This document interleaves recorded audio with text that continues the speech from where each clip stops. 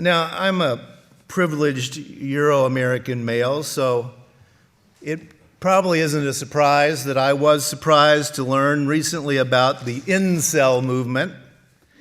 Incel is short for involuntarily celibate, and apparently the young man responsible for a terrorist attack in Canada that left 10 dead was active in this online group.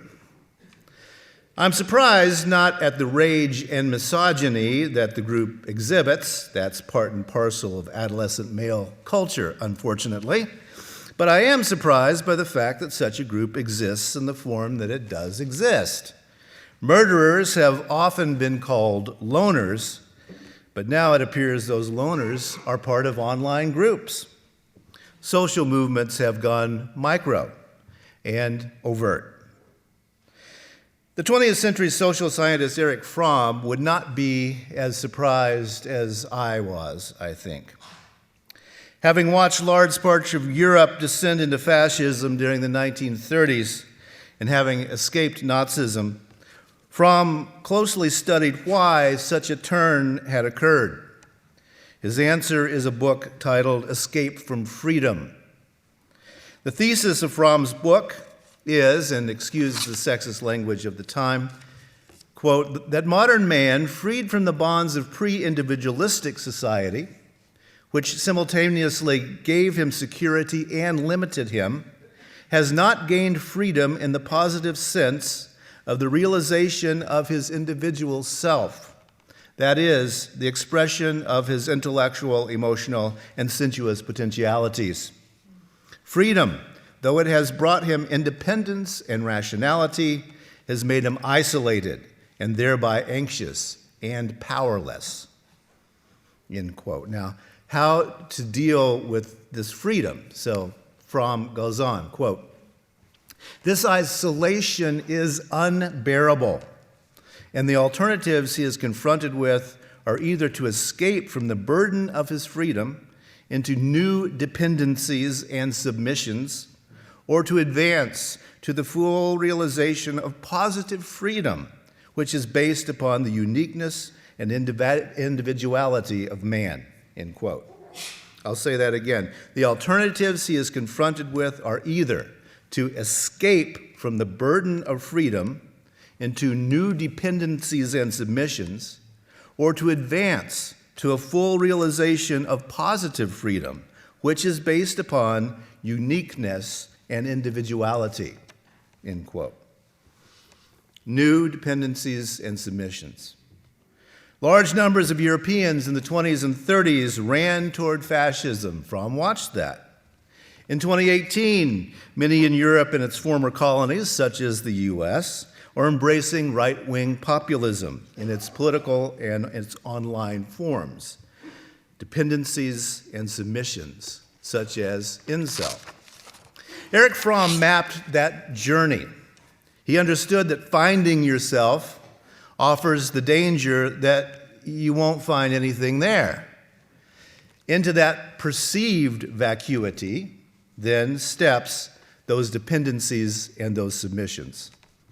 And the easiest to trigger and the most damaging of human emotions, hatred, violence, even murder, we can be convinced and frightened into it. The answer? Fromm thought it is, quote, to advance to the full realization of positive freedom, which is based upon uniqueness and individuality. I guess it's learning there are more than 3 kinds of birds, right? Now, it's a tall order when prefab identities like incel or fascist or white supremacist, etc., all those labels are there to be grasped. They float around us everywhere.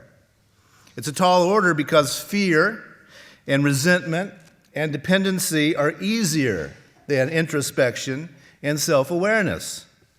Yet, just as in Fromm's time, true uniqueness and individuality are the positive and the peaceful alternatives to that freedom. Julia Ward Howe had intuited the insights that Erich Fromm outlined a century before he did. Howe had been born into the social location in which women were expected to be social butterflies and ornaments of powerful men. Instead, she chose a life of social activism. I should mention that she did have 6 children and a domineering, philandering husband, by the way. Julia was raised in a strict Calvinist Episcopal church. She wrote later, quote, "I studied my way out of all the mental agonies which Calvinism can engender and became a Unitarian," end quote. She was not just a run-of-the-mill Unitarian, however. She attended the services of Unitarian minister Theodore Parker, who preached at his scandalously informal church in the Boston Music Hall. Reverend Parker was, parenthetically, so unpopular with his Unitarian ministerial colleagues, both for his liberal religious views and for his denunciation of slavery, that he was forced to preach his own installation sermon. No one else would attend. Both Parker and Howe knew something well, however, and that is religion is not the snooze button on life's alarm clock. Religious thinking is not about saying, "Oh man, I love my sleep." Religion and philosophy are the alarm on life's alarm clock. You wake up or you don't. You get introspective and find personal, positive freedom, or you choose the many submissions that our society offers to you. To live a compassionate life, a life of care for humanity, living things, and the planet, is to find meaning and purpose, yes, but also to be in a state of constant discomfort, constant vigilance, to live in the opposite of complacency. While slavery existed, Julia Ward Howe believed that the sword was necessary. After slavery had been abolished, Howe believed that it was time to turn to peace and the righting of the wrongs created by white patriarchy. Her proclamation of a Mother's Day of Peace activism was the result of that new thinking. Howe said that a woman should be, quote, "a free agent, fully sharing with man every human right and every human responsibility," which sounds a lot like Erich Fromm. In 1893, at the now famous Parliament of World Religions at the Chicago World's Fair, Howe did another thing women didn't do in those days. She preached a sermon, and she called it, "What is Religion?" She said, quote, "Religion is not magic." That's the first thing. Religion is not magic. And then she went on to condemn religious leaders who treat religion as if it is some kind of magic and they are the initiates of it. She said, quote, "I think nothing is religion which puts one individual absolutely above others, and surely nothing is religion which puts one sex above another," end quote. She goes on to say, "Any religion which will sacrifice a certain set of human beings for the enjoyment or aggrandizement or advantage of another is no religion. It is a thing which may be allowed, but it is against true religion. Any religion which sacrifices women to the brutality of men is no religion," end quote. We've got some no religions out there still. Julia Ward Howe may have been a bit naive when she wrote the Battle Hymn of the Republic. She was 43 years of age in those days. The grapes of wrath and the fateful lightning and the terrible swift sword that we sang in grade school, perhaps. But at age 74, when she spoke at the Parliament of Religions, she had been through the ringer of American politics. It was Reverend Parker who first used the phrase, "the arc of the universe," and speculated that it bends toward justice. But Parker was dead before the Civil War even began. It was Julia Ward Howe who saw that the abolition of slavery did not bring equal rights or equal opportunities to those former slaves. Howe saw African American men being disenfranchised from the vote in large parts of the United States, even as white women got closer to voting rights. In Howe's day, the immorality of racialized slavery was stopped in the United States, but the genocide of the native population went on, and patriarchy went on, and African Americans slowly lost the freedoms that they had gained by war. Perhaps Howe finally realized that thinking that we will ever get to that promised land called a just society is a fool's paradise. But she also realized we can't stop trying. I think Howe saw just how complicated a proposition gaining and living into freedom really is. She gained her fame from writing a song that glorified violence, but she lived to see how little had changed through that violence. She wrote, "The sword is not the balance of justice," requoting her words from that fateful, terrible sword too. The sword is not the balance of justice. She died before women won the right to vote, but her lesson reaches to us across the years. And it's that not only is patriarchy never going to smash itself, as we say as our title today, but that our values are the alarm, not the snooze button on life's alarm clock.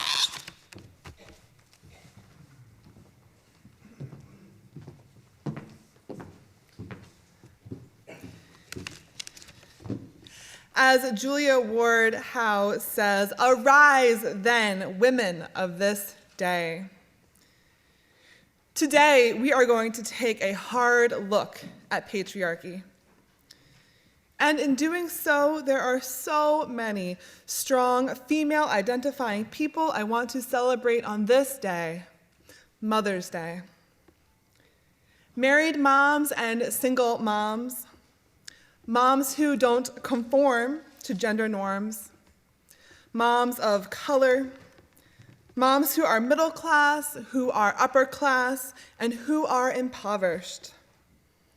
Old moms and young moms, moms who are no longer moms, women who never wanted to be mothers, women who wanted to become moms but couldn't. I want to lift up those who have moms, those who have lost moms, those who have relationships with their moms, and those who don't. You are all held today. And in lifting up all of you beautiful people in this room, I want to explore why motherhood is pushed upon us at all. As a young woman in my late 20s, I can say I see this pressure regularly. I see my friends and colleagues dealing with this pressure regularly, at least the ones who identify as female. Now, I always saw myself as having children, but recently I had a revelation. I asked myself, do I really want to be a mom? Do I? This was a new question for me and a new way of thinking. And even at this thought, I felt a grief and a fear, because for all my life I heard that I would be a mother. Motherhood is ingrained in our culture and in cultures throughout the world. While there is a slow shift in culture, often women are primed to be mothers and socialized they think they belong in the house cooking and cleaning. We live in a culture of patriarchy.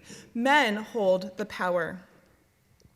In this society with gender norms, people who identify as women face challenges due to this patriarchy, such as feeling a woman is only worth her looks, being scared to walk to her car at night, not getting a job she is qualified for, making less than a man, or having men dictate birth control laws.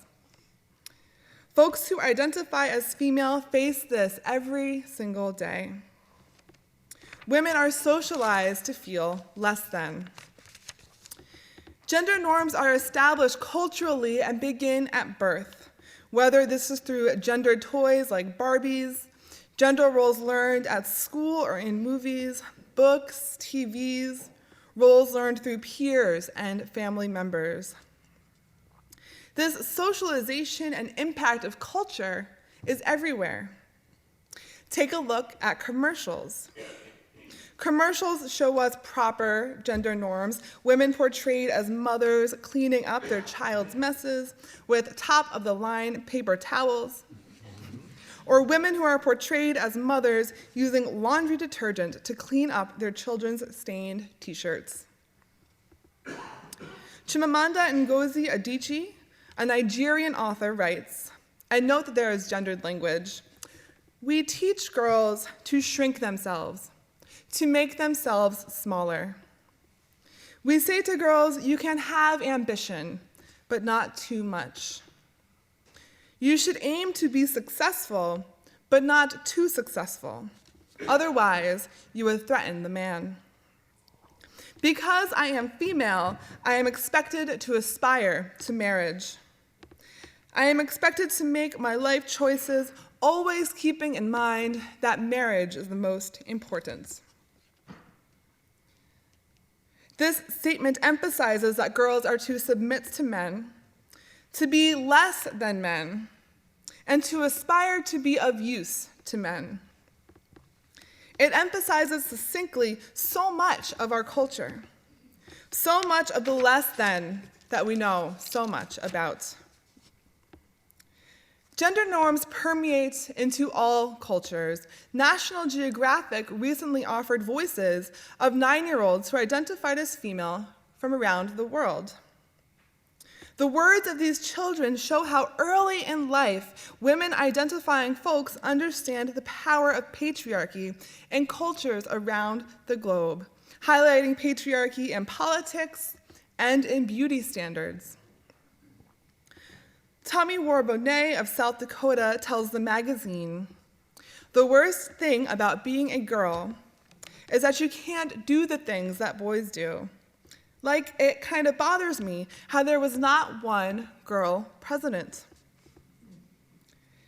This young girl's statement clearly points at the immediacy around our leaders being overwhelmingly male.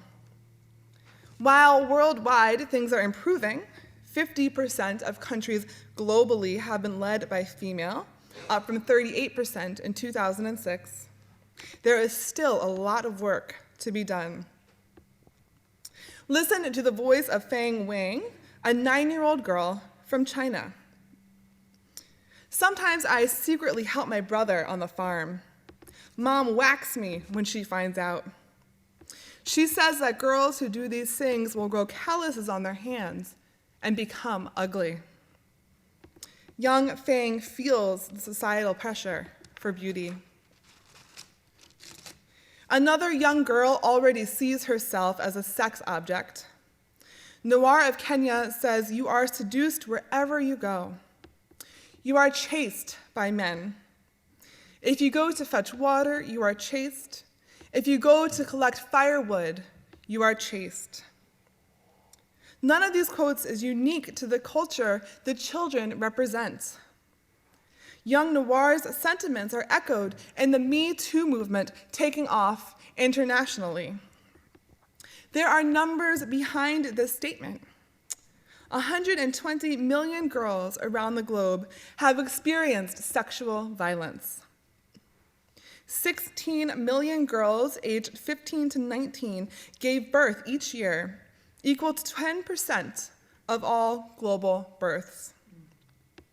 Over 700 million women and girls alive today were married before their 18th birthday. So from a very young age, girls hear what is expected of them. Whether they hear this from a cousin or a friend or a TV character, girls everywhere are hearing these narratives. And this socialization highlights motherhood. Being a mother can be a beautiful experience. It can be life-altering, life-affirming. And being a mother can be hard. Choosing not to be a mother can be extremely rewarding life. It can also be hard. No matter what, all of these women are here today and in this room. And all of these women have been socialized to be less than. But things may be beginning to change. 9-year-old Michaela McDonald from Ottawa, Canada says, "There isn't anything I can't do because I'm a girl. Everyone is equal. There is always the same amount of opportunities for everyone, but in the olden days, everyone wasn't equal." Let's take hope from Michaela and work together to smash the patriarchy. Let it be known the work we still have to do. As Howe says, "Arise then, women of this day." We need to come together to dismantle these gender binaries and gender norms and empower all young children. We need to compliment children not on their looks, but on their abilities, and encourage children of all genders to follow their dream jobs, not the jobs prescribed to them by their gender. It is important to encourage kids of all genders to be kind, to encourage female-identified folks the value of being competitive and assertive, and allow male-identified children to be emotional, to teach equality, to model equality, and to fight for equality. No one is less than. So let's gather together and smash the patriarchy for this new generation.